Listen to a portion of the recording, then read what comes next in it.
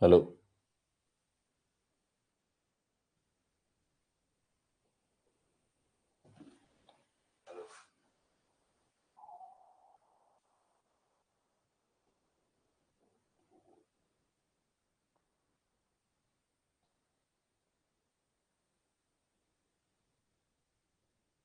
चलिए, good morning to all. उम्मीद है सारे बच्चे अच्छे होंगे, अपनी मेहनत अच्छे से कर रहे होंगे। इसी के साथ में जो हम आगे की कहानी है उसको स्टार्ट करेंगे। और आगे की कहानी हमारी क्या है कि हम पढ़ेंगे आज इन क्लास के कुछ क्वेश्चंस जिनके बारे में हम डिस्कशन करने वाले हैं। वो हमारा जो टॉपिक रहेगा वो टॉपिक रहेगा हमारा care of the client with the tubing.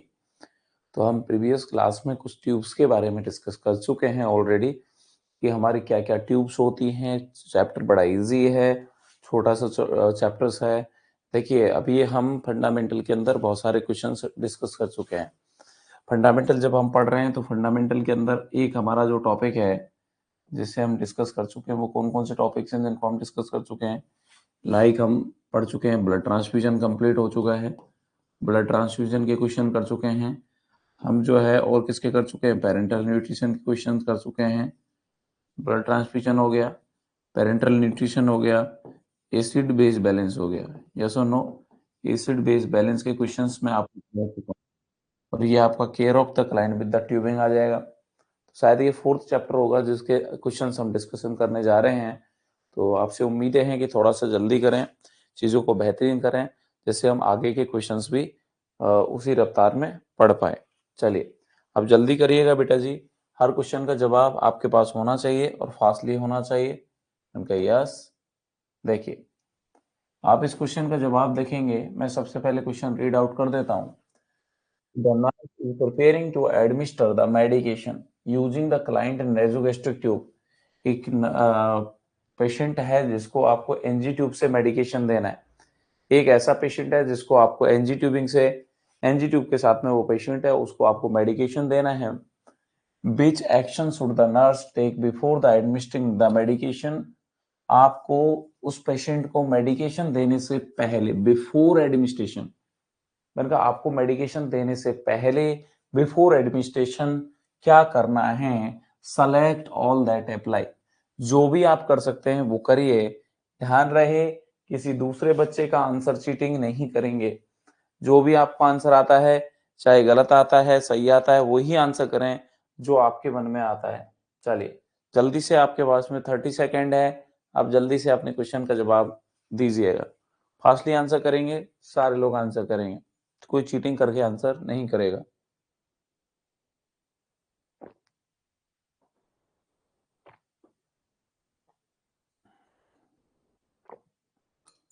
सब लोग आंसर करें बच्चा।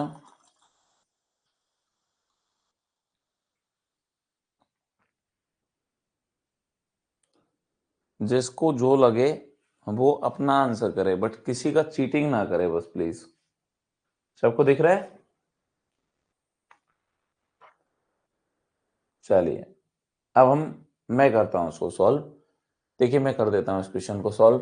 करिए सर जी। मैंने देखो, चेक द रेजिडुअल वॉल्यूम। हमेशा जब भी किसी चीज को आप एनजी ट्यूब से देते हैं, हमने क्या पढ़ा है बेटा जी? हमने जब भी एनजी ट्यूब से कोई भी चीज पढ़ी है, मैंने कहा जब भी आप एनजी ट्यूब से पढ़ते हैं तो आप ये पढ़ते हैं। मैंने कहा आप एनजी ट्यूब से, जब मैंने आपको बताया कि एनजी ट्यूब से जब आपको फीडिंग देनी होती है तो मैंने क्या पढ़ाया था बेटा?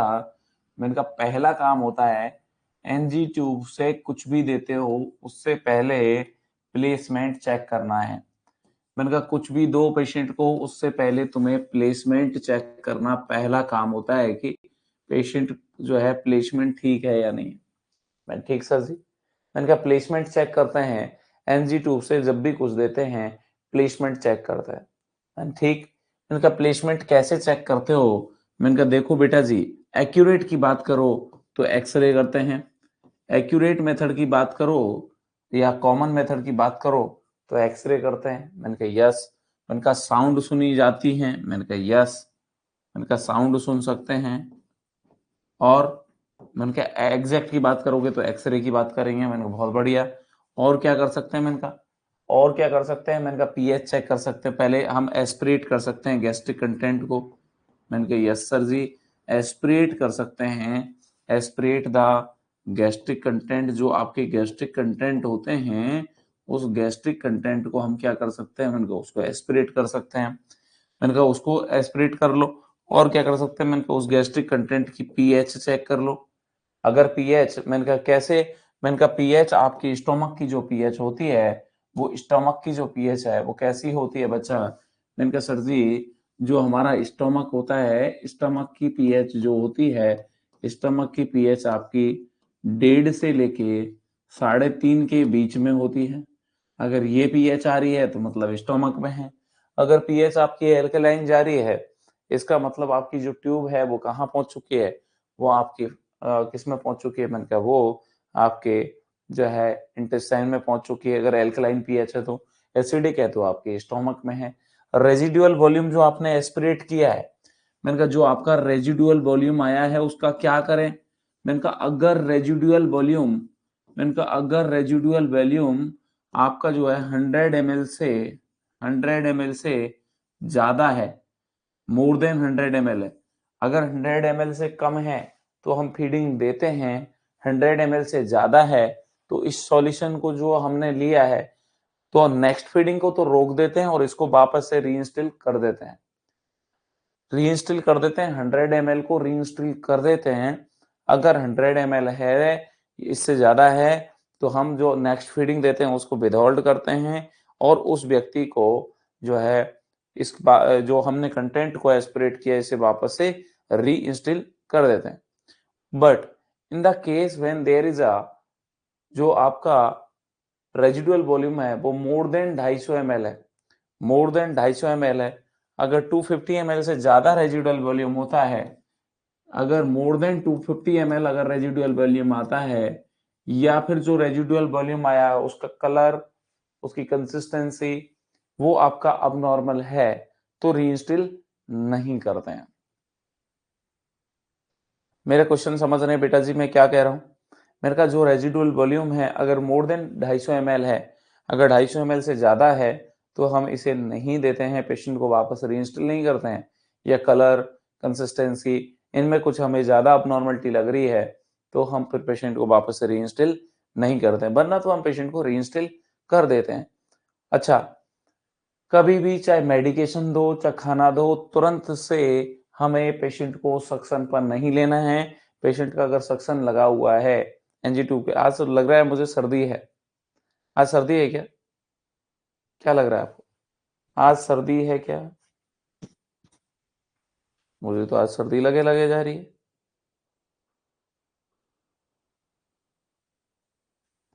बड़ू आगे,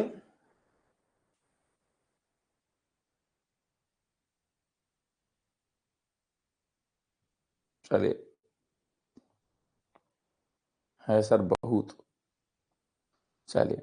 तो मैंने कहा बच्चा, मैंने क्या कहा बेटा जी, मैंने कहा जो आपका वॉल्यूम है वो वाला क्वेश्चन क्लियर हो जाना चाहिए कि वॉल्यूम का क्या करोगे। दूसरी बात, जब एनजी ट्यूब है उसके बाद में आपने चाहे खाना दिया चाहे अपने मेडिकेशन दी, आपको तुरंत से सक्शन मशीन को ऑन नहीं करना है, सक्शन को ऑफ रखना है। वरना क्या होगा, तुमने इधर दिया, तुमने मशीन से वापस खींच लिया, भाई तुमने डाला और पेशेंट का वापस खींच लिया तो ये तो होगा नहीं, क्योंकि अगर ये वापस खींच लिया तो वो तो तुम्हारे काम ही नहीं आएगा सर जी। तो मैंने कहा इसलिए उसे हम वापस नहीं खींचते हैं, तो सक्शन मशीन को हम ऑन नहीं करते बेटा जी, ये बात भी आपको पता होनी चाहिए। अब क्वेश्चन को देखते हैं। मैंने कहा check the residual volume, residual volume को चेक करोगे या नहीं करोगे, मैंने कहा करना पड़ेगा। मैंने कहा करना पड़ेगा सर, ये तो बात सही है आपकी। मैंने कहा ठीक। एस्पिरेट द स्टोमक कंटेंट, मैंने कहा स्टोमक के अंदर जो कंटेंट है, गैस्ट्रिक कंटेंट है, उनको एस्पिरेट करें, मैंने कहा यस। मैंने कहा गैस्ट्रिक कंटेंट को आपको एस्पिरेट करना पड़ेगा, तभी तो आप पीएच वगैरह जो भी देखना है, रेजिडुअल वॉल्यूम कितना है वो देखेंगे। Turn off the suction to the nasogastric tube, मैंने कहा नेजोगैस्ट्रिक ट्यूब में जो सक्शन लगा है उसको क्या टर्न ऑफ कर दें, मैंने कहा यस, उसे बंद करना पड़ेगा। भाई अगर तुम मेडिकेशन देने वाले हो पेशेंट को और तुमने इस सक्शन को ऑन रखा, तो तुमने पेशेंट को जैसे ही आप क्या देंगे, मेडिकेशन देंगे, ये तो आपको मशीन खींच लेगा और बाहर कर देगा। मैंने कहा ये तो करना पड़ेगा, मैंने कहा यस। अगला क्वेश्चन है कि अगला ऑप्शन है कि remove the tube and place it in the other nostril. नहीं बेटा, रिमूव क्यों करेंगे और अदर नॉस्ट्रिल में क्यों लगाएंगे? जिस नॉस्ट्रिल में लगा है बढ़िया है, हमें नॉस्ट्रिल को चेंज करने की आवश्यकता नहीं है। मेडिकेशन देने के लिए कुछ भी नहीं करना है, मेडिकेशन दो, फीडिंग दो, ऐसे थोड़ी चेंज करते हैं हम। मैंने कहा ये गलत है। मैं कहा ठीक sir ji. Test the stomach content for a pH, हमें स्टोमक कंटेंट की पीएच देखनी है, इंडिकेटिंग द एसिडिटी। और क्या देखनी है हमें? एसिड के लिए देखना है, पीएच देखनी है। 1.5 से 3.5 के बीच में हमारी पीएच होनी चाहिए, एसिड पीएच होनी चाहिए। अगर पीएच एसिड है तो हम समझेंगे कि ये स्टोमक में है, और अगर इसकी पीएच एल्कलाइन है तो हम समझेंगे कि ये जो ट्यूब है आपकी, वो आपकी कहाँ पर है? मैंने कहा ये ट्यूब आपकी फिर कहाँ पर है बच्चा? मैंने कहा ये ट्यूब फिर आपकी जो है वो कहाँ पर है? इंटेस्टाइन में है। क्या मेरी बात क्लियर है? सबका क्वेश्चन क्लियर हो गया? जिनका डाउट था वो क्लियर है? 1 2 3 5 बताओ। जिनके भी डाउट आए थे इस क्वेश्चन को सॉल्व करते समय, उन सब बच्चों का डाउट क्लियर हो गया है तो जल्दी से यस करें। किस किस का डाउट क्लियर हुआ है हैंड रेज करें। किस किस बच्चे का डाउट क्लियर हो पाया है हैंड रेज करके बताएं।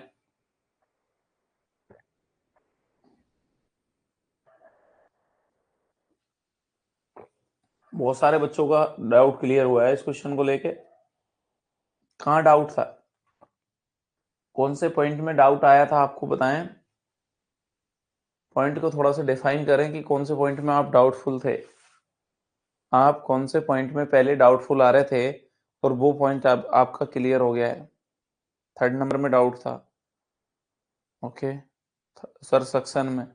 बेटा जी सक्शन में, ओके 3rd में। अरे बेटा जी सक्शन का मतलब होता है खींच लेना। आपने जो अच्छा 2 में 1 में, कई लोगों को 1 में भी कंफ्यूजन था। ओके सर मेरा 1 था।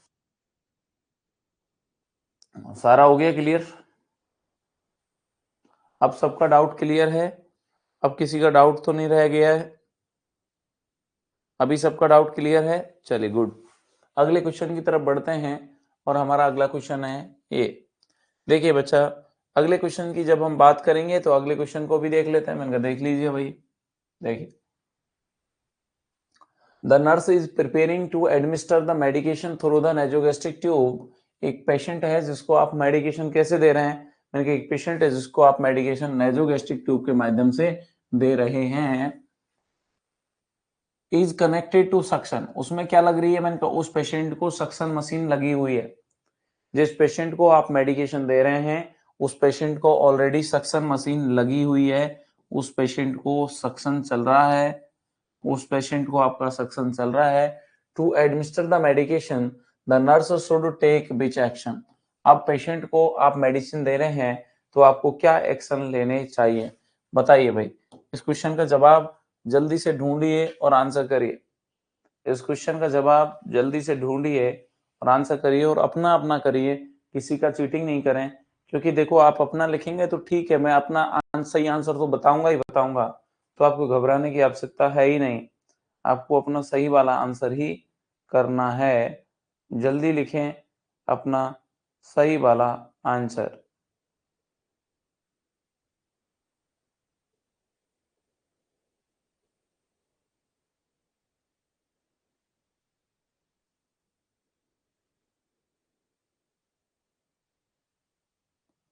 अपना सही वाला आंसर सारे बच्चे लिखें। चलिए मैं इस क्वेश्चन को सॉल्व कर देता हूं। सुने, मैंने कर दीजिए सर, मैं सुनो। Position the patient client supine to assist in the medication absorption. नहीं बेटा जी, हमेशा याद रखिएगा जब भी इसमें पोजीशन का क्वेश्चन आता है, मैंने कहा एनजी ट्यूब में जब भी पोजीशन का क्वेश्चन आता है तो हमारी देखिए पोजीशन में मैं क्या बताता हूं। मैंने कहा पोजीशन में हम ऐसे पढ़ते हैं, मैंने कहा पोजीशन में क्या पढ़ते हैं कि आपका ट्यूब जब इंसर्ट करते हो तो इंसर्शन के दौरान हमें पोजीशन का ध्यान रखना होता है। यहाँ 3 पोजीशन रखते हैं इंसर्शन। एक तो इंसर्शन के टाइम पे याद रखते हैं, एक बोलस फीडिंग के टाइम पे याद रखते हैं, और एक आप इंटरमीडिएट फीडिंग में याद रखते हैं। मतलब जब आप एक साथ से देते हैं कोई चीज तब ध्यान क्या रखना है। तो ऐसे करके हमें 3 क्वेश्चंस यहाँ पर हमें अच्छे से क्लियर करने होते हैं। मैंने कहा जब ट्यूब को लगाते हैं बेटा जी, तब जो पोजीशन रखी जाती है वो मैंने कहा हाई फॉबलर पोजीशन रखी जाती है। मैंने कहा जब आप ये लगाते हैं तो हाई फॉबुलर पोजीशन लगाते हैं। बोलस की बात करें कि जब पेशेंट को बोलस दिया जाता है, एक साथ से दिया जाता है, तब भी आप हाई फॉबुलर पोजीशन ही मेंटेन करते हैं। आपको हाई फॉबुलर पोजीशन ही मेंटेन करनी होती है। ओके यस, बट तुम जब इंटरमीडिएट ड्रॉप बाय ड्रॉप देते हो, सॉरी इंटरमीडिएट का मतलब भी क्या होता है, मैंने कहा बोलस ही होता है, तब भी आपको हाई फॉबुलर पोजीशन ही देनी पड़ेगी। तो कई बार आपको क्या बोलेगा, इंसर्शन के टाइम पे हाई फॉबुलर, बोलस के टाइम पर हाई फॉबुलर, इंटरमीडिएट के टाइम पर तो हाई फॉबुलर। कंफ्यूज कर दिया ना? आपको लगेगा इंटरमीडिएट और बोलस कुछ अलग होता है, इंटरमीडिएट और बोलस एक ही चीज होती है। अगला क्वेश्चन आता है कंटिन्यूअस फीडिंग। सर आपने अलग अलग लिखा था, इसलिए हम सोचे कि इसका आंसर अलग होगा। अगर कंटिन्यूअस लिखता तो आंसर आता है सेमी फॉबुलर पोजीशन, तो आंसर आता है सेमी फॉबुलर पोजीशन। बच्चा कंफ्यूज ना हो इन तीन क्वेश्चन में, कभी कंटिन्यूअस पूछे, इंटरमीडिएट पूछे, बोलस पूछे, इस तरीके से आपको उलझाने का क्वेश्चन कर सकता है काम। देखिए आप उलझ गए थे, आपको भी पता है इस क्वेश्चन में आप उलझ गए थे, क्योंकि एक छोटी सी बारीकी जो थी, क्वेश्चन का एक छोटा सा जो पॉइंट था उसको आप नहीं समझ पाए, इसलिए आपने गलत कर दिया। क्या ये चीजें क्लियर हैं? ये चीजें क्लियर होनी चाहिए आपको। चलिए, पोजीशन का डाउट क्लियर है तो सुने। Position the client supine to assist in the medication absorption. हमने कहीं भी सुपाइन पोजीशन नहीं पढ़े हैं। अगर आप एक साथ से दे रहे हैं तो आपको हाई फॉबुलर में रखना चाहिए, न कि सुपाइन में। तो ये तो बिल्कुल सरासर आपका क्वेश्चन जो है वो गलत हो जाएगा। तो ये तो आपका गलत हो गया सर जी। मैंने कहा ठीक। Aspirate the nasogastric tube after the medication admission. Medication देने के बाद एस्पिरेट नहीं करना है, मेडिकेशन देने के बाद नहीं करते हैं, एस्पिरेट कंटेंट करते हैं, बट बिफोर मेडिकेशन एडमिनिस्ट्रेशन करते हैं। जब आप पेशेंट को मेडिकेशन देने जा रहे हैं, आपने मेडिकेशन दे रहे हो पेशेंट को, उससे पहले करना है बेटा। बाद में क्यों करोगे? बाद में करोगे तो जो तुमने पेशेंट को मेडिकेशन दी है उसे एस्पिरेट कर जाओगे, तो पेशेंट कैसे उसे जो है टॉलरेट कर पाएगा, पेशेंट को कैसे मजा आएगा? तो ये तो नहीं करते सर। मैंने कहा clamp the nasogastric tube for the 30 to 60 minute following the administration of the medication.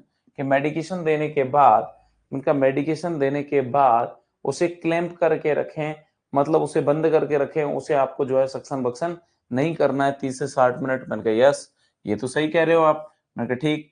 Change the suction setting to the low intermediate suction for 30 minute after the medication. मैंने कहा सक्शन मशीन चलानी ही नहीं है, चाहे वो low pressure हो high pressure. ऐसा थोड़ी है कम कम प्रेशर पर सर सक्शन मशीन को चला दो, नहीं ऐसा नहीं होता बेटा जी। कम प्रेशर पर भी आपको सक्शन मशीन को नहीं चलाना है, ये बात आपको अच्छे से ध्यान रहनी चाहिए। चाहे प्रेशर कम हो चाहे प्रेशर ज्यादा हो, आपको सक्शन मशीन बिल्कुल भी नहीं चलानी है। तो this is a wrong answer. तो आपका राइट आंसर जो आता है, वो राइट आंसर क्या आता है कि आप क्लैंप करें नेसोगैस्ट्रिक ट्यूब को फॉर द 30 मिनट। आपको 30 मिनट तक, 30 से 60 मिनट तक आपको जो है आपकी सक्शन मशीन को ऑन नहीं करना है। ये तो हम पहले क्वेश्चन में भी पढ़ चुके हैं कि सक्शन मशीन आपकी ऑन नहीं करनी है। अगला क्वेश्चन की तरफ बढ़ते हैं बच्चा। नेक्स्ट क्वेश्चन है आपका, नेक्स्ट क्वेश्चन है आपका, देखिए कि the nurse is assessing for the correct placement of the NG tube. देखो क्वेश्चन बड़े इजी हैं, बस पढ़ने की बारी है कि आप उन क्वेश्चनों को कितने धैर्य पूर्वक, कितने पेशेंस के साथ में इन क्वेश्चनों को रीड आउट करते हैं। जितना पेशेंस के साथ में अपने क्वेश्चंस को रीड आउट करोगे, उतने ही ज्यादा आपके क्वेश्चंस मुझे लगता है कि ठीक होंगे। और जितने आप क्वेश्चन ठीक कर पाओगे, आपका खुद का कॉन्फिडेंस लेवल जो है वो बूस्ट अप होता चला जाएगा। आपका खुद का जो एक लेवल होता है बेटा जी, वो लेवल आपका बढ़ेगा। और जब आप अपने लेवल को बढ़ाएंगे तो आपको अच्छा फील होगा। मुझे पूरा भरोसा है आप इसमें अच्छा कर सकते हैं। तो क्या ना हमें बैठ के इसमें अच्छा करने का प्रयास करना चाहिए। तो आप इसमें अच्छा करने का प्रयास करिए, मिलके करते हैं, हो जाएगा। आप देख रहे थे प्लेसमेंट ऑफ नेसोगैस्ट्रिक ट्यूब, कि आपके नेसोगैस्ट्रिक ट्यूब सही से लगी है या नहीं लगी है। इस बात को आप देखना चाह रहे थे कि आपकी नेसोगैस्ट्रिक ट्यूब सही जगह प्लेस हुई है या नहीं है, इस चीज को देख रहे थे।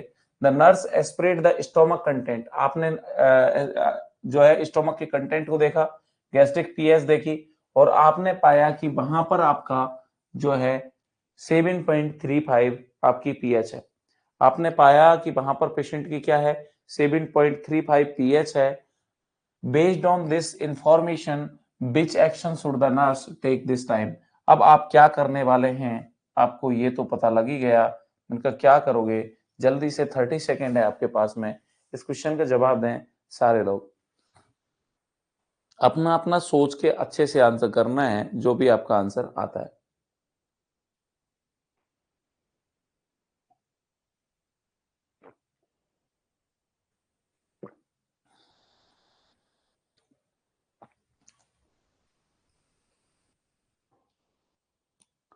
अपना आंसर करिएगा, पड़ोसी का आंसर नहीं करना है कि हम जो है हम देखो, जब तक आप दूसरे लोगों के आंसर लगाते रहोगे तब तक आपका सिलेक्शन निश्चित नहीं होगा।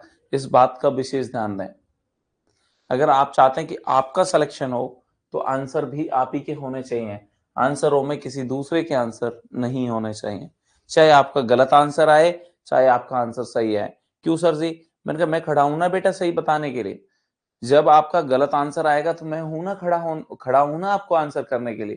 तो आप घबराते क्यों हैं? आपका गलत है तो गलत लिखें, सही है तो सही लिखें।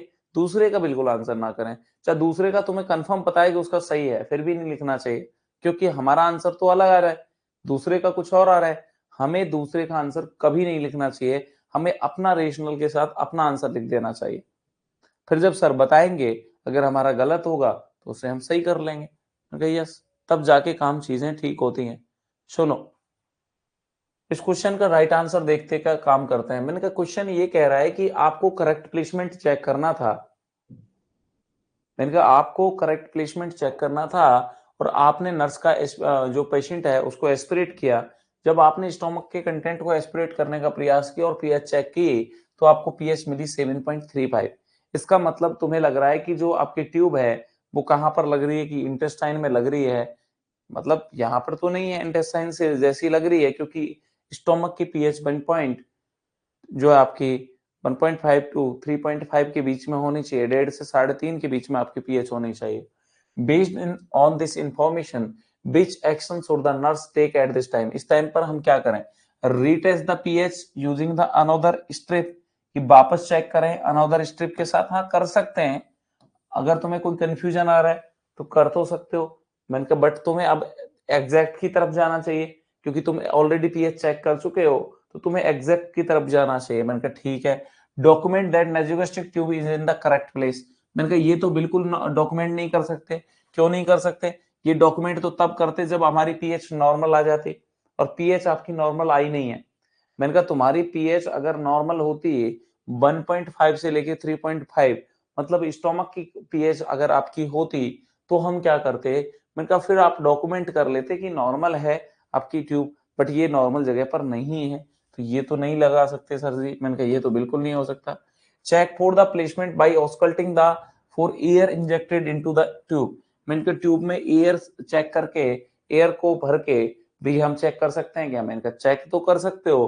मैंने कहा चेक तो पहले भी कर सकते हो, पहले भी कर चुके हो, पीएच भी तो चेक कर चुके हो। तो मैंने कहा चेक तो दोबारा भी कर सकते हो, एयर भर के भी चेक कर सकते हो, पर क्या एयर भरने से कंफर्म हो जाता है क्या? क्या मैंने कहा दोबारा चेक करने से कंफर्म हो जाएगा क्या? कंफर्मेशन चाहिए। चेक तो तुमने पहले भी क्वेश्चन में भी कर लिया है, एग्जामिनर ने खुद ने ही पहले चेक कर दिया है कि भाई वहां पर आपने जब चेक किया है तो वहां की जो पीएच है वो ऑलरेडी तुम्हें दिख दी गई है। तो अब जब लिख दी गई है तो वापस से अगर ऐसा कोई मेथड यूज करो जो कंफर्म नहीं कर रहा है तो उस मेथड का कोई मतलब नहीं है। तो एयर भर के तुम चेक तो कर सकते हो, बट कंफर्म अभी भी नहीं हो सकते हो। मैंने कहा call the health care provided to request है prescription for the chest radiograph. मतलब एक्सरे के लिए आप रिक्वेस्ट करें और आपके हेल्थ केयर प्रोवाइडर को इन्फॉर्म करके बोलें कि आप एक्सरे कर लो, क्योंकि वहां पर पीएच गड़बड़ है। मैंने कहा एक्सरे इज द कंफर्मेटरी और most common method to check the आपकी placement of NG tube. NG tube का प्लेसमेंट चेक करने के लिए एक्यूरेट मेथड की तरफ जाओगे तो वो आपका एक्सरे ही है बेटा जी। तो वहां पर आपको एयर भर के इसलिए चेक नहीं कर रहे थे।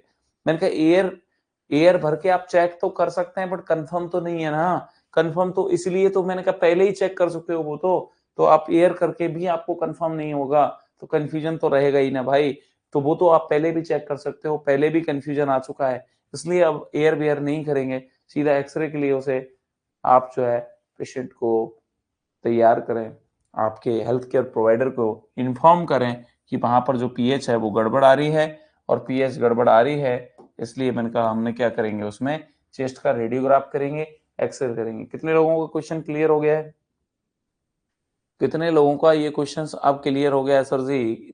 आंसर आपका राइट आंसर इज डी। जल्दी लिखें, कितने लोगों का आंसर क्लियर हो गया है? जल्दी जल्दी लिखा करो भाई, कि अगर डाउट भी था तो अब क्लियर है सर, अब कोई डाउट नहीं बचा है। क्यों किया, कैसे किया, क्या आंसर आना चाहिए और क्यों आना चाहिए, उसका जवाब आपके पास होना चाहिए। हाथ हमेशा वही रेज करें जिनका क्वेश्चन गलत हो गया और उनका पहले कंसेप्ट नहीं लग रहा था, जब तक मैंने नहीं सिखाया तब तक आपका कंसेप्ट नहीं लग रहे थे, पर अब क्वेश्चन क्लियर हो गया है। हैंड वही रेज करें जिन पर पहले कंसेप्ट नहीं लगा था, जिनका क्वेश्चन गलत हो गया था, अब उनके क्वेश्चन ठीक हो गए हैं, वो बिल्कुल अच्छे से हैंड रेज कर सकते हैं। मैंने कहा यस। अगला क्वेश्चन है आपके सामने कि the nurse caring for the client with the chest tube. Chest tube है, मैंने कहा एक पेशेंट है जिसको क्या लगी हुई है, चेस्ट में ट्यूब लगी हुई है, चेस्ट ट्यूब ड्रेनेज सिस्टम होता है, मैंने कहा चेस्ट ट्यूब लगी हुई है। मैंने कहा yes sir ji. Turn the client to the side, पेशेंट को हमने टर्न किया साइड में, and the chest tube accidentally disconnect from the water seal chamber. कहां से ट्यूब आपकी निकली है? मैंने कहा बार्टर सील चैम्बर से निकली है। जब भी क्वेश्चन को रीड आउट करें तो मैंने आपको जब थोरासेंटिसिस बार्टर सील चैम्बर पढ़ाया था, तो आईसीडी जब पढ़ाया था तो मैंने बताया था बेटा ट्यूब निकल सकती है। और मैंने कहा ट्यूब कहां से निकल सकती है? मैंने कहा दो जगह से निकल सकती है, या तो चेस्ट से निकल जाए या आपका जो चैम्बर है उससे निकल जाए। इसलिए जब भी इस क्वेश्चन को सॉल्व करेंगे हमेशा आइडेंटिफाई करेंगे ट्यूब निकली कहां से है, क्योंकि अगर तुमको ये पता नहीं कि ट्यूब कहां से निकली है तो क्वेश्चन में दोनों ऑप्शन होंगे, तुम गलत कर दोगे। मैंने कहा वाटर सील चैम्बर से आपकी ट्यूब निकली है, विच इनिशियल, इनिशियल मतलब पहला प्रारंभिक एक्शन क्या लेने वाले हैं, should the nurse take, nurse क्या करेगी? जल्दी से आंसर करें, रीड करें ऑप्शन को और अपना अपना आंसर। बार बार मैं कह चुका हूं बेटा जी, आंसर अपना होना चाहिए, आंसर किसी दूसरे का नहीं लगाएंगे तब जाके आपका बेहतरीन हो सकता है। आंसर अपना लगाएं, दूसरे का आंसर नहीं लगाएं। आंसर दूसरे का बिल्कुल भी नहीं लगाएं, खुद का आंसर लगाने का प्रयास करें। खुद का आंसर लगाएं, दूसरे का आंसर बिल्कुल भी नहीं लगाएं। ये विशेष बात ध्यान आपको रखनी पड़ेगी।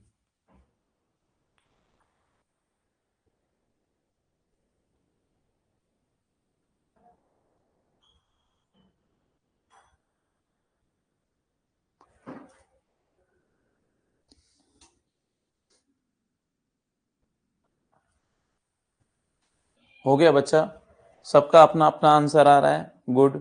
अब मैं इसको रीड आउट करके मैं बता देता हूं, सुने। मैंने को सुनाइए सर जी। मैंने कहा the nurse caring for the client with the chest tube turn the client to the side and the chest tube accidentally disconnect from the water seal chamber, which initial action should the nurse take. अब nurse को क्या करना चाहिए? निकल गई है water seal chamber से। मैंने कहा call the health care provider, मैंने कहा यस ये तो करोगे, मैंने कहा ये तो करना ही करना है, कॉल तो करना ही करना है। मैंने कहा यस ये तो करना है। मैंने कहा ठीक है, पहला क्या करोगे?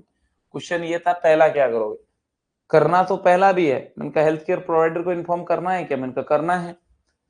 Place the tube in the बोतल ऑफ द स्ट्राइल वाटर, कि तुरंत से जो आपकी ट्यूब निकली है उसको वाटर बोतल के अंदर, जो आपकी स्ट्राइल वाटर या एनएस की बोतल के अंदर उसे प्लेस कर दें। मैंने कहा यस ये भी कर सकते हैं। मैंने कहा चाहे एनएस की बोतल हो चाहे कोई स्ट्राइल वाटर की बोतल हो उसमें प्लेस कर सकते हैं। मैंने कहा कर सकते हैं, स्टाइल बोतल में उसे प्लेस कर सकते हैं।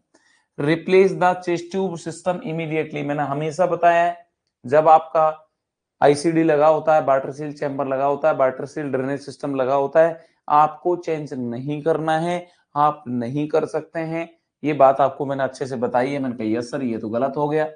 Place the स्ट्राइल dressing over the disconnection side, कि जहां पर डिस्कनेक्शन हुआ है वहां पर आप ड्रेसिंग कर दें। देखो ये क्वेश्चन में दोनों ऑप्शन आ चुके हैं, जो मैं आपको हमेशा से एक्सपेक्ट करता था ऐसे क्वेश्चंस आएंगे। ये मैंने आपको बताया था कि इस तरीके का कंफ्यूजन आपके पास में आएगा, इसको कैसे रिजोल्व करना है। देखो बेटा जी, इसको रिजोल्यूशन देखो कि अगर आपकी ट्यूब जो है चेस्ट से आउट होती है तो आपको क्या करना है, और जब आपकी ट्यूब चैम्बर से डिस्कनेक्ट होती है तो क्या करना है। ये 2 क्वेश्चंस थे हमारे पास में और दोनों क्वेश्चनों के जवाब अलग-अलग हुआ करते थे, ये हम पहले भी डिस्कस कर चुके हैं। मैंने कहा जब चेस्ट से निकलती थी ट्यूब तो हम क्या करते थे, ड्रेसिंग करते थे। स्टेराइल ड्रेसिंग जो है, स्टेराइल ड्रेसिंग जो मटेरियल था, स्टेराइल ड्रेसिंग मटेरियल जो था, ओकलजिप ड्रेसिंग कर देते थे, जो आपका ओकलजिप ड्रेसिंग कर देते थे उस एरिया पर, चेस्ट पे। नहीं आया समझ में? वहां पर आपको ओकलजिप ड्रेसिंग करनी थी, स्टेराइल ड्रेसिंग जो मटेरियल था वो वहां पर अप्लाई करते थे। अगर तुम्हारी ट्यूब कहां से निकली है, अगर हमारी ट्यूब कहां से निकले, मैंने कहा अगर हमारी ट्यूब चेस्ट से निकले तब, और अगर चैम्बर से निकले, मैंने कहा अगर चैम्बर से निकले तो क्या करेंगे, तो मैंने कहा इसे हम स्ट्राइल कंटेनर, स्ट्राइल जो फ्लूइड होगा, स्ट्राइल जो वाटर होगा, स्ट्राइल वाटर में लगा सकते हैं, 0.9% NH की बोतल में लगा सकते हैं। तो इसमें हम इसे क्या करेंगे, प्लेस कर देंगे, जो ऑप्शन दे रखा हो वो करेंगे। आफ्टर दैट हमें इन्फॉर्म तो करना ही है, तो मैंने कहा पहला फर्स्ट प्रायोरिटी एक्शन ये होता है, ये मैं आपको खूब बताया था कि ये आपका फर्स्ट प्रायोरिटी एक्शन होता है।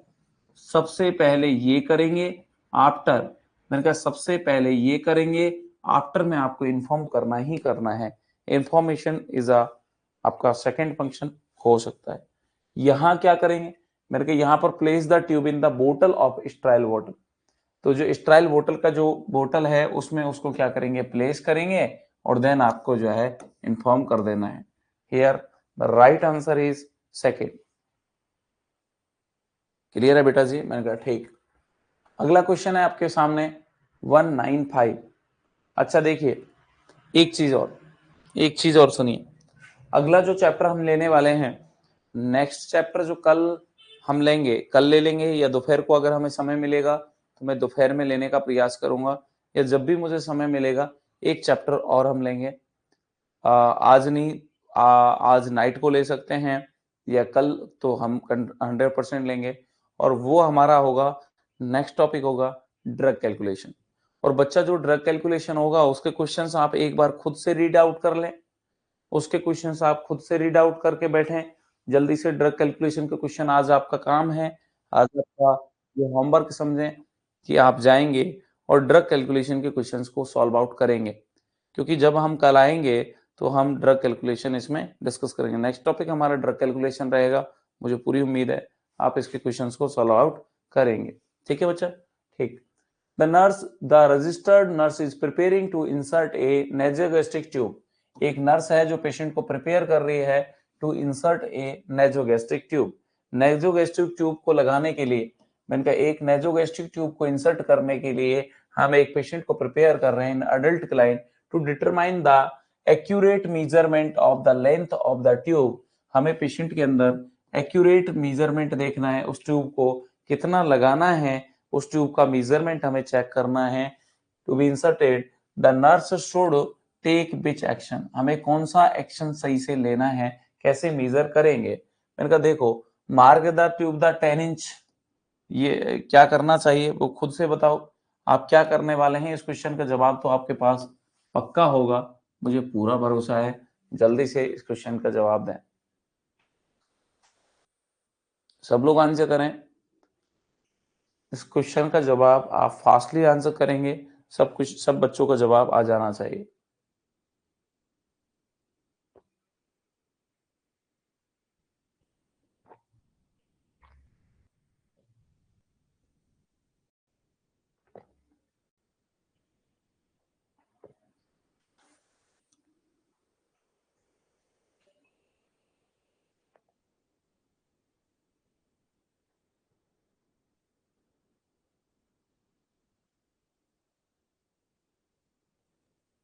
चलिए गुड, सब लोगों ने अपना अपना आंसर कर दिया है। मैं इस क्वेश्चन को रीड आउट कर देता हूं, सुने। मैंने कहा देखो बेटा, mark the tube at the 10 inch. 10 inch नहीं होता, अगर मैं कहूं एवरेज भी बात करें तो 25 सेंटीमीटर नहीं, लगभग 55 से 66 सेंटीमीटर के आसपास, या 56 से 66 सेंटीमीटर के आसपास हम इसे इंसर्ट किया जाता है कि जो ट्यूब की लेंथ होती है लगभग अडल्ट व्यक्ति के अंदर 55 से 65 कह दो या 56 से 66 कह दो, कितना सेंटीमीटर जाता है? 25 सेंटीमीटर तो नहीं जाता। Marker tube at the 32 inch मतलब कि 81 इंच, ये ज्यादा हो जाएगा। हमें लगभग ट्यूब को इंसर्ट करना होता है 55 से 65 या 56 से 66 सेंटीमीटर हम इसे इंसर्ट करते हैं। तो आप इसमें इसे कन्वर्ट कर लें। इतना तो नहीं करते सर जी। मैंने कहा समझ में आ गया? तो ये दोनों आंसर तो आपके क्या हो गए? गलत हो गए। ये तो हम नहीं करते। मैंने कहा place the tube at the tip of the nose, nose पर रखते हैं, नोज से मेजर करते हैं, measure by the extending tube to the year lobe, nose to earlobe measure करते हैं, then down to the xiphoid process. मैंने कहा जब हम एनजी ट्यूब को मेजर करते थे तो सब लोगों को याद होना चाहिए, एनजी ट्यूब को नोज से ईयर लॉब, ईयर लॉब से हम कहा ना मेजर करते थे? जीफॉइड प्रोसेस पे मेजर करते थे। This is the right answer. मैंने कहा यस। मैंने कहा place the tube at the tip of the nose and measure by the extending the tube to the year lobe and then down to the top of the sternum. नहीं, sternum के top पर measure नहीं करते थे, जो sternum था उसके lower portion तक मेजर करते थे, और lower portion of the sternum is known as. मैंने कहा हम lower portion of the sternum तक मेजर करते थे, और बेटा जी lower portion of the sternum का जो नाम हुआ करता था वो जीफोइड प्रोसेस होता था। तो इसका राइट आंसर आपका जो है 3 नंबर जो है आपका राइट आंसर रहेगा। ये बहुत बेहतरीन आंसर हो सकता है। क्लियर है बेटा जी? मैंने कहा यस सर जी, ये तो क्लियर है। अगले क्वेश्चन की तरफ जाते हैं। अगले क्वेश्चन को सुनो। The nurse is assessing the function of, the nurse is assessing the function of chest tube drainage system. एक नर्स है जो असेस कर रही है, assessing the function of chest tube drainage system in a client who has just return from the recovery room. मैंने कहा आप drainage system को चेक कर रहे हैं, और आपने ड्रेनेज सिस्टम को चेक किया जिसका रिकवरी रूम से पेशेंट आया है, फॉलोइंग द थोरेकोटोमी। उसके अंदर थोरेकोटोमी किया है, उसके बाद में वो वापस आया है, उसके अंदर कुछ निकाला है। Which are the expectation assessment finding, select all that apply. मैंने कहा क्या क्या वहां पर आपको देखने को मिल सकता है? जिसके अंदर ट्यूब लगी हुई है, चेस्ट ट्यूब ड्रेनेज सिस्टम लगा हुआ है, आईसीडी लगी हुई है, आप क्या यहाँ पर एक्सपेक्ट कर सकते हैं उस पेशेंट से? जल्दी आंसर करें। उस पेशेंट से आप क्या एक्सपेक्ट करेंगे? जल्दी लिखें। उस पेशेंट से आप क्या एक्सपेक्ट करने वाले हैं? जल्दी आंसर करें।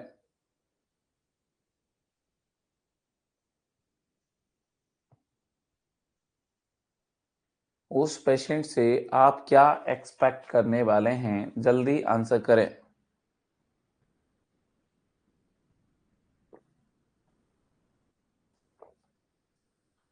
जल्दी लिखें बेटा जी, आप क्या एक्सपेक्ट करने वाले हैं? सबको आंसर लिखना चाहिए, बढ़िया वाला सबका आंसर आना चाहिए।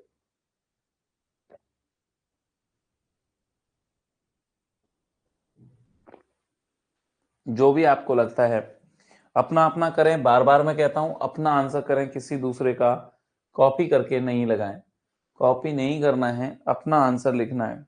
चलिए, इनका सबका अपना अपना आंसर आ रहा है, मैं बता देता हूं। Excessive bubbling, excessive bubbling in the water seal chamber. याद रखिएगा कभी भी जो आईसीडी होता है, आईसीडी में कभी भी एक्सेसिव बोले बिगरस बोले ये कभी नहीं होता। अगर एक्सेसिव आ रहा है या बिगरस आ रहा है, एक्सेसिव और बिगरस कभी नहीं आता। मैंने कहा एक्सेसिव और बिगरस कभी नहीं आता। मैं इसको समझा देता हूं पहले।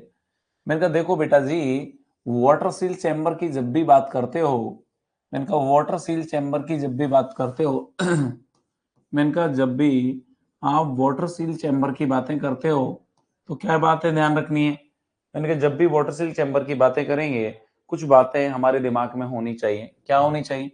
मैंने कहा देखो, अगर आपका वाटर बोतल की बात करेगा तो अलग आंसर आएंगे, वाटर बोतल की बातें करेगा आंसर अलग आएंगे, और आपका जब ड्रेन उसकी बात करेगा सक्शन बोतल की तो आंसर अलग आएंगे। सक्शन बोतल की बातें करेगा तो आंसर अलग आएंगे। ये दो दो चीजें हम पढ़े थे। मैंने कहा इसका उल्टा हो जाता है। मैंने कहा यस। मैंने कहा जब वाटर बोतल की बातें करेगा तो इंस्पायरेशन और एक्सपायरेशन के टाइम पर जब वो इनहेल और एक्सेल करेगा उस टाइम पर उसमें आपकी बबलिंग आनी चाहिए या फ्लक्चुएशन आना चाहिए। उसे बबलिंग बोलो या उसे फ्लक्चुएशन बोलो, बबलिंग और फ्लक्चुएशन। और जो फ्लक्चुएशन बोल सकते हैं, बबलिंग बोलो या फ्लक्चुएशन बोलो, बबलिंग या जो फ्लक्चुएशंस आते हैं वो आपके इंटरमिटेंट आने चाहिए। कैसे आने चाहिए? मैंने कहा इंटरमिटेंट आने चाहिए, इंटरमिटेंट होने चाहिए विथ रेस्पिरेशन। आपकी इंस्पिरेशन और एक्सपिरेशन के साथ में जो बबलिंग है और फ्लक्चुएशंस हैं वो इंटरमिटेंट होने चाहिए और बिगरस नहीं होने चाहिए। कैसी बबलिंग होनी चाहिए? जेंटल बबलिंग होनी चाहिए। कैसी बबलिंग होनी चाहिए? जेंटल बबलिंग होनी चाहिए। एक नॉर्मल टाइप की बबलिंग होनी चाहिए, बिगरस बबलिंग नहीं होनी चाहिए या एक्सेसिव बबलिंग नहीं होती है। एक्सेसिव, बहुत ज्यादा एक्सेसिव बबलिंग नहीं होती है, एकदम बिल्कुल सुथरी सी बबलिंग होती है, अच्छी सी बबलिंग होती है, बहुत ज्यादा एक्सेसिव या बिगरस बबलिंग नहीं होती। मैंने कहा अगर कंटिन्यूअस बबलिंग आ रही है, अगर कंटिन्यूअस आ रही है या फिर वो एक्सेसिव आ रही है या वो बिगरस आ रही है, तो ये इंडिकेट करती है बेटा जी एयर लीकेज को।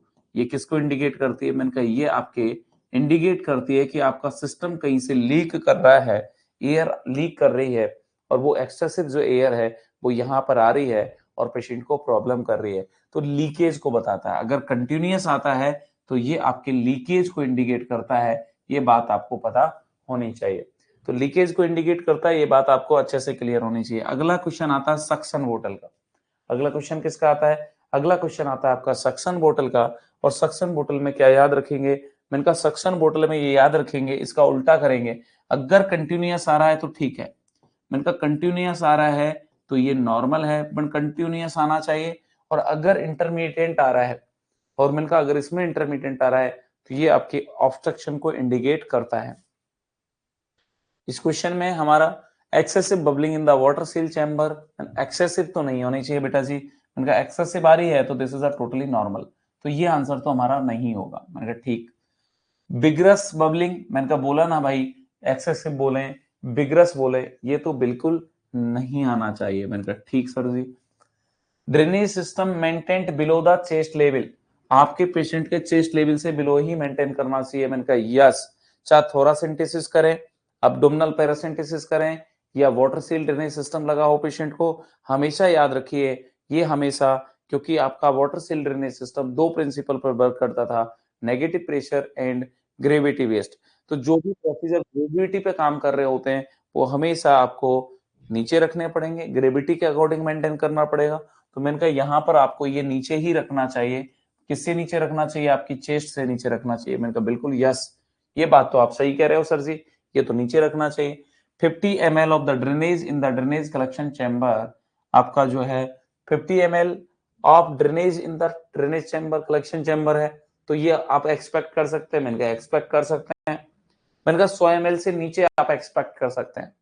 मैंने कहा 100 ml से नीचे आप एक्सपेक्ट कर सकते हैं, बट अगर आपका जो ड्रेनेज है वो 100 ml से ऊपर जा रहा है तो आपको इन्फॉर्म करने की जरूरत होती है, क्योंकि this is the indication that there is a some abnormality condition present. वहां पर कुछ अबनॉर्मल होगा तो वहां पर आपका ड्रेनेज अमाउंट जो है वो बढ़ेगा। अगर 100 ml से नीचे है तो घबराने की जरूरत नहीं है। 100 ml से ऊपर अगर तुम्हारा ड्रेनेज आ रहा है तो आपको टेंशन लेने की जरूरत है, अबनॉर्मलिटी को इंडिकेट करता है तो आपको बताना होता है। यहाँ तो आपका 50 ml है, तो मैंने कहा ठीक है, कोई दिक्कत वाली बात नहीं है। Occlusive dressing in the place over the chest tube insertion site, जहां साइट होती है चेस्ट के अंदर वहां पर आपको अच्छे से ड्रेसिंग करनी चाहिए। मैंने कहा करनी चाहिए, तो ओकलजिव ड्रेसिंग करनी चाहिए। मैंने कहा करनी चाहिए। अगर तुमने प्रॉपर ड्रेसिंग नहीं करी है, ऑक्सीजन ड्रेसिंग अगर नहीं लगाई है, तो बाहर वाली एयर अंदर चली जाएगी और अगर अंदर गई बेटा जी तो न्यूमोथोरैक्स करेगी। अगर बाहर वाली एयर जो है वो अंदर जाती है तो वो न्यूमोथोरैक्स के लिए रेस्पॉन्सिबल हो सकती है। तो बाहर वाली एयर अंदर नहीं जानी चाहिए, और बाहर वाली एयर अंदर नहीं जाएगी तो न्यूमोथोरैक्स पेशेंट को नहीं होगा। तो न्यूमोथोरैक्स से बचने के लिए बाहर वाली एयर अंदर नहीं जानी चाहिए। न्यूमोथोरैक्स से बचने के लिए हमें क्या करना चाहिए? मैंने कहा बाहर वाली एयर अंदर ना जाए, न्यूमोथोरैक्स से हम बचें, इसके लिए हमें ऑक्सीजन ड्रेसिंग करनी चाहिए। क्या करनी चाहिए? मैंने कहा हमें ऑक्सीजन ड्रेसिंग करनी चाहिए। मैंने कहा ठीक सर जी, ये भी बढ़िया। Fluctuation of the water in the tube is the water seal chamber during the inhalation and exhalation. मैंने कहा जब आपका वाटर सील ड्रेनेज सिस्टम लगा हुआ है उसमें आपका फ्लक्चुएशंस आ रहे हैं जब आप इनहेल एंड एक्सहेल कर रहे हो। मैंने कहा ये तो बढ़िया बात है। इनहेलेशन एक्सहेलेशन के दौरान, इनहेलेशन एक्सहेलेशन के दौरान आपके फ्लक्चुएशन आने चाहिए। मैंने कहा यस, आने चाहिए। बच्चा क्लियर है? अब कोई बच्चा है जिसको डाउट है? क्या आप सबका डाउट क्लियर है?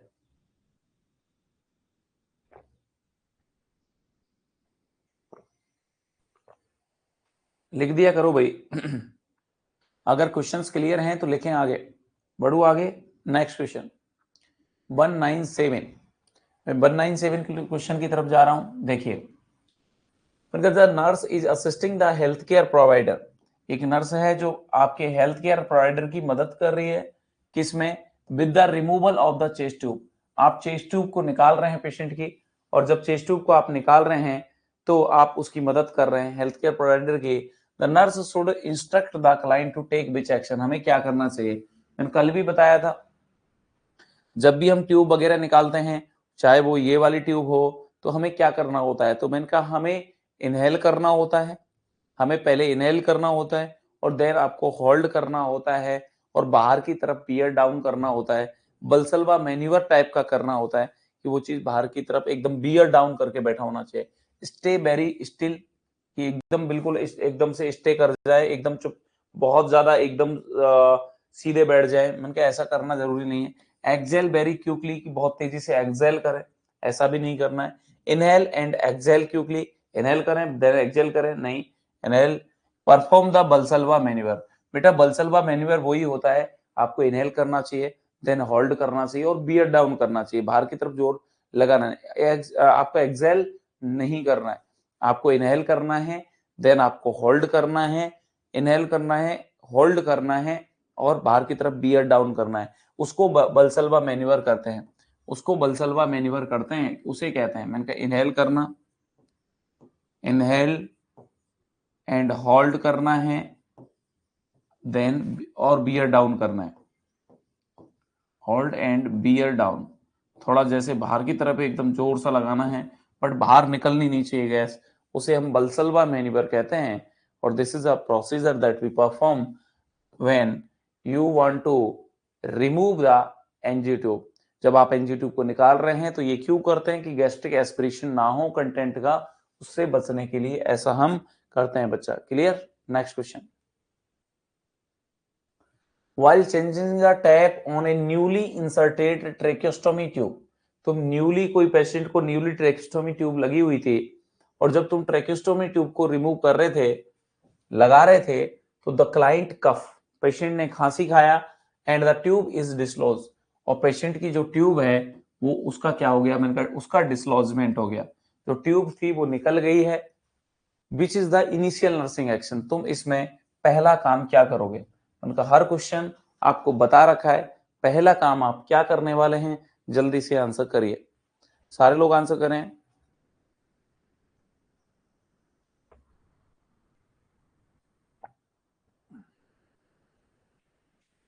पहला काम आप क्या करने वाले हैं, जल्दी करें।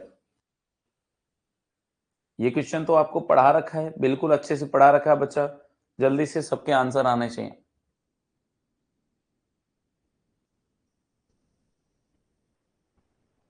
चलिए, अब के अलग अलग आंसर आ रहे हैं, चलिए मैं देख लेता हूं, मैं करवा देता हूं इस क्वेश्चन को। सुने, मैंने कहा बेटा अगर उसने खांसी खाई और वो एकदम निकलने लगे तो तुरंत पकड़ लो, जितना कम निकले उतना बढ़िया। पूरी क्यों निकलने देना चाहते हो?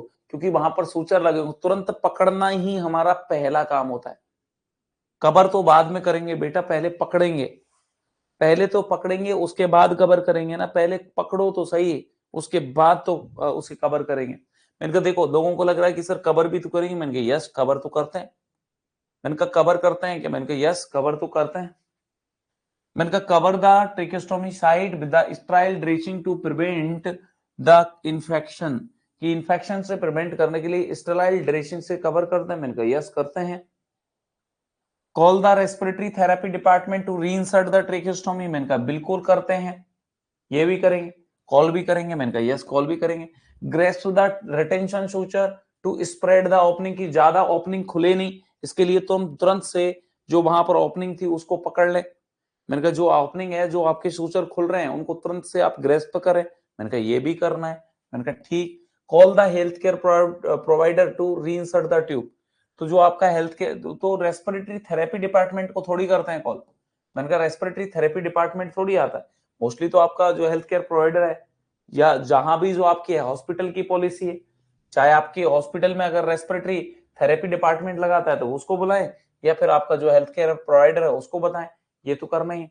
मैंने कहा ऑप्शन तो सारे ही सही है, काम तो हमें सारे ही करने हैं, पहला क्या करोगे, इंपॉर्टेंट ये है, आपसे पूछा है कि what is the initial nursing action, priority nursing action क्या करोगे, पहला काम क्या करोगे, प्रायोरिटी बेस्ड क्या करोगे, फर्स्ट प्रायोरिटी एक्शन आपका क्या हो सकता है। ये बड़ा इंपॉर्टेंट क्वेश्चन था बच्चा। मैंने कहा पहला प्रायोरिटी आंसर आप क्या कर सकते हैं, this is the our answer, कि हमें क्या करना है। मैंने कहा सबसे पहले ग्रेस्प करना है, मैंने कहा सूचर कम से कम खुलें, सूचर को ज्यादा से ज्यादा खुलने से रोकना है। मैंने कहा सूचर ज्यादा ना खुलें, उसे हमें रोकना है, तो हमें सबसे पहले ट्यूब को ग्रास्प करना पड़ेगा, रोकना पड़ेगा कि वो ज्यादा नहीं खुल जाए, इस बात पर हमें ध्यान देना पड़ेगा। तो बेटा क्लियर हो गया होगा, सबसे पहले तो ग्रास्प ही करोगे, देन उसे कवर करोगे, देन आप इन्फॉर्म करोगे, जिसको इन्फॉर्म करना है जिससे वो आए और उसे देखें। यस और नो? मैंने कहा यस। अगला question, the nurse is caring for the client immediately after removal of the endotracheal tube. मैंने कहा आप क्या कर रहे हैं बेटा जी, आप केयर कर रहे हैं ऐसे पेशेंट की immediately after removal of endotracheal tube. अभी उस पेशेंट के अंदर ईटी ट्यूब को रिमूव किया गया है, कोई पेशेंट है आपका, ईटी ट्यूब को लगाने को इंट्यूबेशन कहते हैं, ईटी ट्यूब को निकालने को एक्सट्यूबेशन कहते हैं। जब ट्रेकेस्टोमी ट्यूब को निकाला जाता है तो उसे डीकैन्युलेशन कहा जाता है। जब आपकी ट्रेकेस्टोमी ट्यूब को निकाला जाता है तो उसे डीकैन्युलेशन कहा जाता है। और मेरा क्वेश्चन ये है कि जब आप एक पेशेंट है जिसका एंडोट्रेकियल ट्यूब अभी निकली है, और मैंने कहा एंडोट्रेकियल ट्यूब आप क्यों निकालते हैं, क्वेश्चन पता होना चाहिए। मैंने कहा यस, मैं थोड़ा बता देता हूं। देखो हम एंडोट्रेकियल ट्यूब में क्या क्या पढ़े हैं। मैंने कहा एंडोट्रेकियल जो ट्यूब होती है ना, मैंने कहा बेटा जी एंडोट्रेकियल ट्यूब को आप 14 डेज तक यूज कर पाते हैं। मैंने कहा एंडोट्रेकियल ट्यूब को आप कितने दिन तक यूज कर सकते हैं, मैंने कहा एंडोट्रेकियल ट्यूब को 14 डेज तक आप यूज कर पाते हैं। क्यों सर? मैंने कहा देखो बेटा, लैरिंग्स हमारी सॉफ्ट स्ट्रक्चर होती है, लैरिंग्स हमारा बेचारा कैसा है, मैंने कहा लैरिंग्स हमारा जो लैरिंग्स होता है वो हमारा सॉफ्ट होता है। मैंने कहा लैरिंग्स सॉफ्ट होता है तो क्या होता है, मैंने कहा लैरिंजियल इडीमा आने लगता है। मैंने कहा लैरिंजियल इडीमा हो जाता है, और मैंने कहा लैरिंजियल इडीमा होगा, लैरिंग्स में इडीमा आने लगेगा, लैरिंग्स में स्वेलिंग आने लगेगी, तो क्या होगा।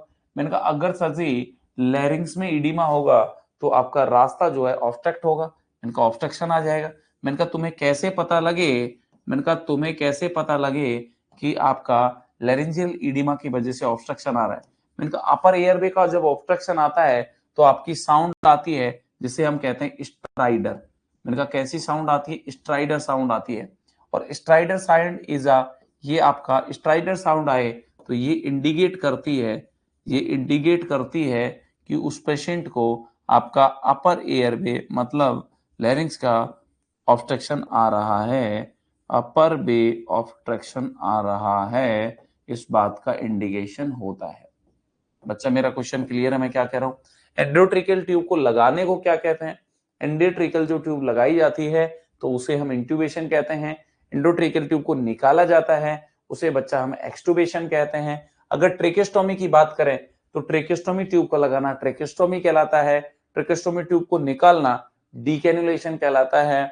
एंडोट्रिकल ट्यूब को हम कितने दिनों तक यूज करते हैं, मैंने एंडोट्रिकल ट्यूब को हम 14 दिन तक यूज करते हैं। जबकि ट्रेकेस्टोमी जो ट्यूब होती है, जबकि हमारी जो ट्रेकेस्टोमी ट्यूब होती है उसको हम कितने दिन तक यूज करते हैं, मैंने उसे हम 21 डेज तक यूज करते हैं।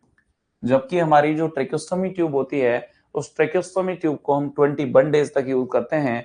जबकि हमारी एंडोट्रेकियल ट्यूब होती है उसको हम कितने दिन तक यूज करते हैं बच्चा, उसे हम 14 डेज तक यूज किया जाता है।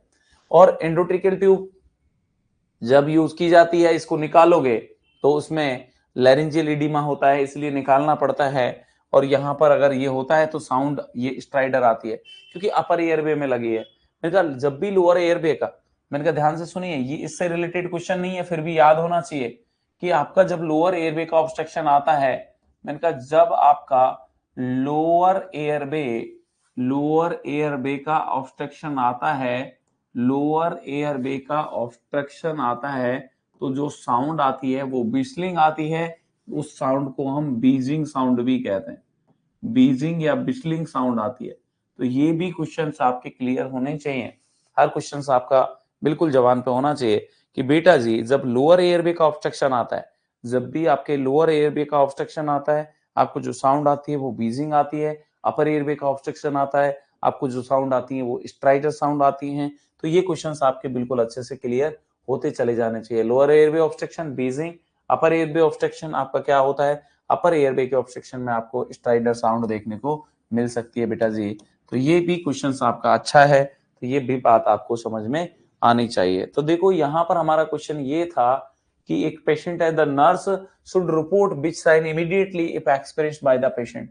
अगर तुम्हें कुछ साइन इनमें से देखने को मिले तो आप तुरंत से अपने एससीपी हेल्थ केयर प्रोवाइडर को तुरंत बताओगे, क्योंकि ये आपका खतरनाक साइन सिम्टम हो सकता है। जल्दी आंसर करें, इसमें क्या आंसर आपका हो सकता है, 1 2 3 4 में से जल्दी करो।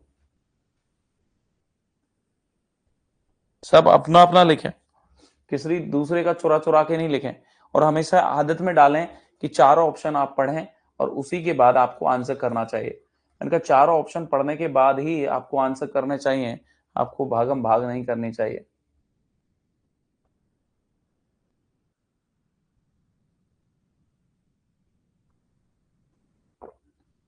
आपको बिल्कुल भी भागम भाग नहीं करनी चाहिए। मैंने कहा स्ट्राइडर, स्ट्राइडर आपके अपर एयरवे के ऑब्स्ट्रक्शन को बताती है। स्ट्राइडर आपके अपर एयरवे के ऑब्स्ट्रक्शन को बताती है। मैंने क्या लिख दिया था पिछली स्लाइड में, अपर तो नहीं लिख दिया था, हाँ लोअर लिखा था, मैं सोचा गलत तो नहीं लिखा। चलिए कहाँ गए, यस, अपर एयरवे के ऑब्स्ट्रक्शन को इंडिकेट करती है। अपर एयरवे ऑब्स्ट्रक्शन को इंडिकेट करती है। तो बेटा जी अगर अपर एयरवे का ऑब्स्ट्रक्शन हुआ है, अगर अपर एयरवे का ऑब्स्ट्रक्शन हुआ है तो तुम्हें तुरंत से इंडिकेट करना ही पड़ेगा। ऑकेजनल पिंक टिंग्ड स्पुटम, कभी कभार पिंक टिंग्ड स्पुटम आ जाए तो, इनका कभी कभार तो आ सकता है। क्यों आ सकता है कि जब तुमने ट्यूब लगाई है निकाली है तो थोड़ा बहुत इंजरी हुआ हो, तो थोड़ा बहुत इंजरी होगा तो ब्लड आ सकता है। थोड़ा बहुत ब्लड ओकेजनल आया, लगातार नहीं आ रहा है। ओकेजनल का मतलब होता है कभी कभार, और ओकेजनल का मतलब है कभी कभार, तो कभी कभार आ रहा है तो this is a totally normal, इसमें आपको घबराने की आवश्यकता नहीं है। Respiratory rate 24 breath per minute, मैंने कहा जब तुरंत निकालोगे तो थोड़ा बहुत आपकी जो ब्रीथ रेट है वो बढ़ी हुई मिल सकती है। ये हालांकि है तो अब नॉर्मल की है, इसमें भी आपको इन्फॉर्म करेगा करना पड़ेगा, बट यहाँ पर इमीडिएटली तुरंत जो ज्यादा क्रिटिकल कंडीशन है वो आपको बतानी है। A few basilar lungs crackles on the right, कुछ आ रहे हैं थोड़े से, कोई कभी कभार आपको जो है फ्यू आपको बेसिलर लंग्स क्रैकल्स आ रहे हैं, तो थोड़े से आ रहे हैं तो उसमें बहुत ज्यादा दिक्कत की बात नहीं है। इमीडिएटली यहाँ पर जो प्रॉब्लम है वो स्ट्राइडर है, क्योंकि ये आपके अपर एयरवे ऑब्स्ट्रक्शन को इंडिकेट करती है। और अगर आपका अपर भी ऑब्स्ट्रक्शन हो जाता है बेटा तो पेशेंट सांस कैसे लेगा, फिर तो ये मुसीबत का काम हो जाएगा, इसलिए आपको देखना जरूरी पड़ेगा। मैंने कहा अगला क्वेश्चन है आपके सामने, नेक्स्ट क्वेश्चन है आपके सामने, और देखिएगा नेक्स्ट क्वेश्चन की कहानी देखते हैं। मैंने कहा नेक्स्ट क्वेश्चन क्या कहता है, मैंने कहा the nurse check for the residual before administering the bolus tube feeding.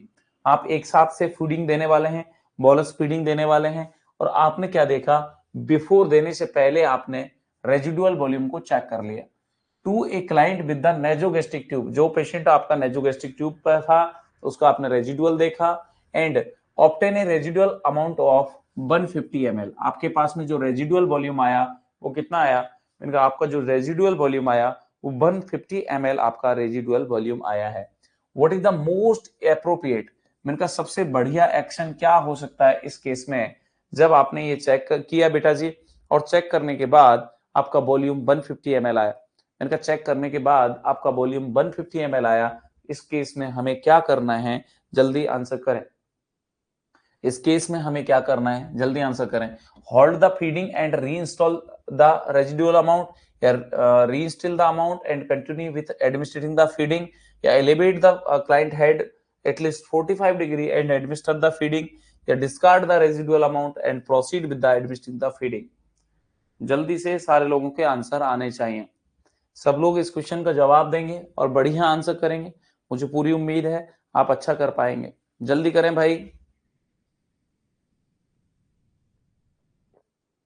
हर बच्चे का क्वेश्चंस आपकी जबान पर होना चाहिए, हर बच्चे को आंसर आना चाहिए, हर बच्चे का क्वेश्चन होना चाहिए। मैं कहा सुनो बेटा जी, आपका 150 ml आया है और हम पहले ही प्रीवियस क्लास में पढ़ चुके हैं कि बेटा अगर 100 ml आता है, लेस देन 100 ml आता है, अगर लेस देन 100 ml आता है तो क्या करना है, जो फ्लूइड निकाला है उसे रीइंस्टिल करते हैं, उसे रीइंस्टिल करते हैं और फीडिंग को कंटिन्यू करते हैं, कंटिन्यू करते हैं, फीडिंग को दे देते हैं, कंटिन्यू कर देते हैं फीडिंग को पेशेंट को दे देते हैं। बट अगर मोर देन 100 ml आए, मैंने कहा अगर जो कंटेंट है वो आपका कितना है, मैंने कहा वो अगर आपका मोर देन 100 ml आए, 100 ml से ज्यादा आए तो क्या करते हैं, मैंने कहा फिर रीइंस्टिल तो करते हैं, जो आपने कंटेंट लिए हैं उसको रीइंस्टिल कर देते हैं, बट फीडिंग को क्या कर देते हैं, विदहोल्ड कर देते हैं, विदहोल्ड द फीडिंग को विदहोल्ड कर दिया जाता है। और मैंने कहा अगर कंटेंट मोर देन 250 ml आए, मैंने कहा मोर देन 250 ml आए तो आपको उसे रीइंस्टिल भी नहीं करना है और आपको फीडिंग भी नहीं देना है, दोनों ही काम नहीं करना है, ना तो उसे फीडिंग ही देना है ना उस कंटेंट को रीइंस्टिल करना है, ये तो बहुत ज्यादा अबनॉर्मल है, आपको नहीं करना होता। क्वेश्चन है 150 ml आया, अगर 150 ml आया तो हमें खाना नहीं भी देना है और हमें कंटेंट को रीइंस्टिल भी करना है, तो hold the feeding, yes feeding नहीं देना है, reinstill the residual amount, yes residual amount जो है उसे रीइंस्टिल कर देंगे और होल्ड कर देंगे नेक्स्ट फीडिंग को। जबकि दूसरे में क्या कह रहा था, रीइंस्टिल द अमाउंट, मैंने कहा ठीक, पर कंटिन्यू नहीं करना है फीडिंग को, फीडिंग नहीं देनी है, तो आंसर ये तो नहीं हो सकता sir ji. Elevate the client head at least 45 degree, मैंने कहा हम इसमें तो खाना दे ही नहीं रहे हैं तो आपको करना ही नहीं है, मैंने कहा देना ही नहीं है, एडमिनिस्टर करना ही नहीं है फीडिंग। और वैसे भी जब बोलस फीडिंग दी जाती है तो आपको हाई फॉबलर पोजीशन देनी होती है। हाई फॉबलर का मतलब कितना होता है, हाई फॉबलर का मतलब होता है 60 टू 90 डिग्री पोजीशन पर रखा जाता है, क्योंकि हम यहाँ पेशेंट को बोलस फीडिंग करा रहे हैं। अगर पेशेंट को अगर यहाँ दे भी रहे होते, अगर पेशेंट को फीडिंग करते भी तो हाई फॉबलर देते और 60 टू 90 देते, तो ये तो वैसे भी फीडिंग नहीं करनी है, तो ये तो आंसर वैसे भी गलत है। डिस्कार्ड द रेजिडुअल अमाउंट, मैंने कहा डिस्कार्ड नहीं करते हैं बेटा जी रेजिडुअल वॉल्यूम का। अगर रेजिडुअल वॉल्यूम की मात्रा 250 ml से कम रहती है, 100 से 250 ml के बीच में अगर आपका रेजिडुअल वॉल्यूम आता है तो इसे डिस्कार्ड नहीं किया जाता, वापस से रीइंस्टिल किया जाता है, क्योंकि अगर आप इसे डिस्कार्ड करेंगे तो पेशेंट के अंदर एसिड बेस इम्बैलेंस आ जाएगा। अगर तुम इसे डिस्कार्ड करोगे तो पेशेंट के अंदर एसिड बेस इम्बैलेंस आ जाएगा। क्या आ जाएगा, मैंने कहा एसिड बेस का इम्बैलेंस वहां पर आपको देखने को मिलेगा, इसलिए वहां पर किसी भी तरह का एसिड बेस का इम्बैलेंस ना हो, उस चीज से बचने के लिए, एसिड बेस इम्बैलेंस ना हो उस चीज से बचने के लिए हमें उसे रीइंस्टिल करना होता है। समझ में आया या नहीं आया? तो राइट आंसर जो हो सकता है वो hold the feeding and reinstill the residual amount, जो भी आपका रेजिडुअल अमाउंट होगा उसे रीइंस्टिल करना ही हमारा प्रायोरिटी एक्शन हो सकता है। नेक्स्ट सेकंड लास्ट क्वेश्चन देखिए बच्चा, मैंने कहा क्या है इसका, मैंने कहा the nurse caring for the client with the नीमोथोरेक्स, एक पेशेंट है जिसको क्या हुआ है, मैंने कहा नीमोथोरेक्स हुआ है, समझ में आ गया, and who has had a chest tube inserted, उसको क्या लगी हुई है, मैंने कहा उसको चेस्ट ट्यूब लगी हुई है, कंटिन्यूअस लगातार आ रहा है, जेंटल बबलिंग आ रही है, कंटिन्यूअस आ रही है, मैंने कहा कंटिन्यूअस आ रही है, जेंटल बबलिंग आ रही है in the water seal chamber, water seal chamber में कंटिन्यूअस है, जेंटल बबलिंग है, what action is the most appropriate, तुम क्या करोगे बताइए। क्वेश्चन का जल्दी से रीड आउट करें बेटा जी और आंसर करने का प्रयास करें और सब अपना अपना राइट वाला आंसर करें, जल्दी करो भाई, सही आंसर क्या हो सकता है इस क्वेश्चन का, जल्दी करो, सब लोगों का राइट आंसर दिखना चाहिए कि इस क्वेश्चन का बढ़िया आंसर क्या हो सकता है, लिखें।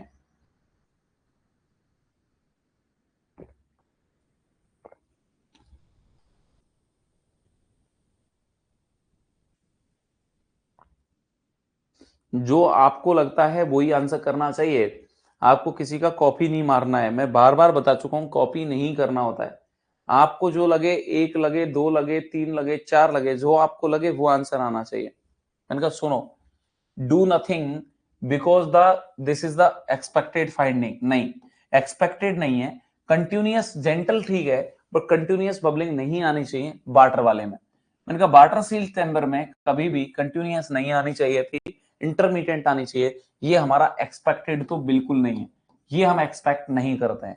मैंने कहा एक्सपेक्ट नहीं करते तो आंसर बिल्कुल नहीं होगा। मैंने कहा ठीक, check for an air leakage, क्योंकि ये इंडिकेट करता है जब आपकी कंटिन्यूअस बबलिंग आती है। मैंने कहा अगर वाटर सील चैम्बर में तुम्हारी कंटिन्यूअस बबलिंग आती है तो this is the indication for your, किसके लिए, एयर लीकेज के लिए। Because the bubbling should be intermediate, क्योंकि तुम्हारी बबलिंग है वो होनी चाहिए थी, कैसी होनी चाहिए थी, शुड मतलब होनी चाहिए थी, कैसी होनी चाहिए थी, इंटरमीडिएट आनी चाहिए थी। बट अगर ऐसे नहीं आ रही है तो आपको एयर लीकेज के लिए चेक करना चाहिए। इंक्रीज द सक्शन प्रेशर, कि सक्शन प्रेशर को बढ़ा दें so that the bubbling become vigorous, की तेज हो जाए। मैंने कहा तेज थोड़ी ना चाहिए, और सक्शन प्रेशर को बढ़ाने की आवश्यकता नहीं है। Clamp the chest tube and notify the health care provider immediately. बेटा याद रखिएगा, मैंने हमेशा बताया कि आपको चेस्ट ट्यूब को ना तो आपको बंद करना है, ना मोड़ना है, ना क्लैंप करना है। क्लैंप करने से क्या होगा, अंदर का प्रेशर बढ़ सकता है, पेशेंट को न्यूमोथोरैक्स हो सकता है, पेशेंट को चेस्ट में जो आपकी सेल्स है उनका ट्रॉमा हो सकता है, वहां पर प्रॉब्लम क्रिएट हो सकते हैं। इसलिए याद रहे कि ऐसा कुछ भी नहीं करना है जो आपको इंडिकेटेड नहीं किया गया है, जो आपको प्रिस्क्राइब नहीं किया गया है, बिल्कुल भी नहीं करना है। विदाउट प्रिस्क्रिप्शन से ये बिल्कुल क्लैंप वगैरह आप नहीं करते हैं। तो right answer is check for an air leakage because the bubbling should be intermediate, क्योंकि आपकी बबलिंग जो थी वो इंटरमीडिएट होनी चाहिए। इसके लिए आपको यहाँ पर इंफॉर्म करना चाहिए। बच्चा क्लियर है? तो नेक्स्ट क्वेश्चन, नेक्स्ट क्वेश्चन की तरफ आते हैं। The nurse is inserting a nasogastric tube in A adult client. एक पेशेंट है, अडल्ट क्लाइंट है, उसमें आप, ये लास्ट क्वेश्चन है आज का, तो इसे अच्छे से देखें कि the nurse is inserting a nasogastric tube in the adult patient. Adult patient है, उसमें नासोगैस्ट्रिक ट्यूब लगा रहे हैं। During the procedure the client begin to cough and has difficulty breathing. जब आप पेशेंट को ट्यूब लगा रहे थे तो ट्यूब लगाते समय पेशेंट को क्या होने लगी, उनका पेशेंट को ड्यूरिंग द प्रोसीजर वहां पर ब्रीथिंग डिफिकल्टी आ रही है, मैंने कहा सांस लेने में दिक्कत आ रही है। What is the most appropriate action? मैंने कहा जब तुम ट्यूब लगा रहे हो तो ट्यूब लगाते समय पेशेंट को सांस लेने में दिक्कत आ रही है, और जब पेशेंट को सांस लेने में दिक्कत आ रही है तो हम क्या कर सकते हैं? देखो आंसर, ऑप्शन देखो और जल्दी आंसर करने का प्रयास करें। जल्दी से ऑप्शन देखें और जल्दी से आंसर करने का प्रयास करें, क्या आंसर हो सकता है? देखो मैं स्क्रीन के आगे से इसलिए हट जाता हूं कि तुम्हें पूरा क्वेश्चन दिखे।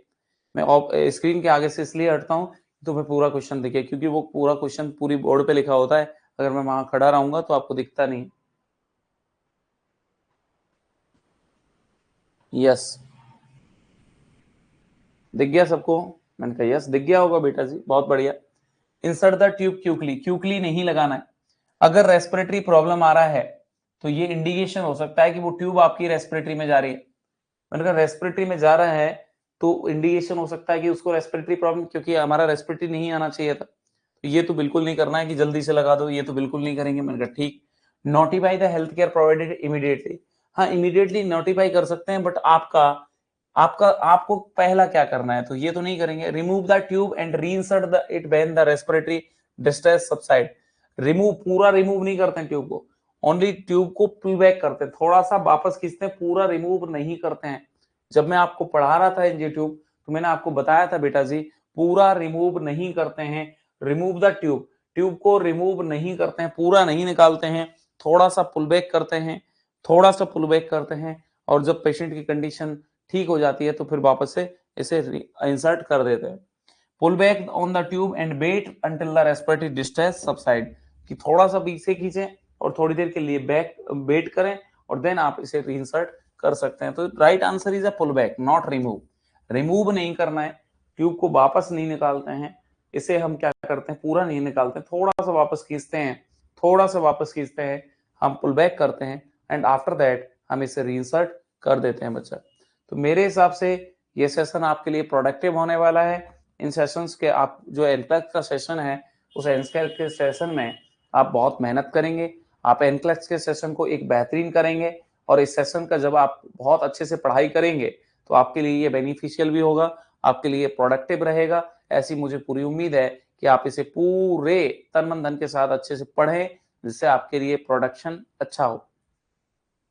ठीक है बच्चा, तो मजा आ रहा है, इस सेशन को आपने एंजॉय किया है तो जल्दी से लिखें कि सर अब हमारी क्वेश्चंस करने की क्षमता, हमारी सोचने की क्षमता अगर बढ़ पा रही है, आप इसमें थोड़ा बेहतरीन कर पा रहे हैं, तो देन आप करें।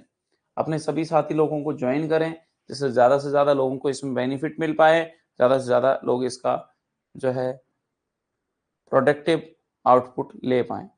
चलिए, थैंक यू सो मच इस सेशन के लिए, फिर हम मिलेंगे नेक्स्ट सेशन में। चलिए, थैंक यू सो मच।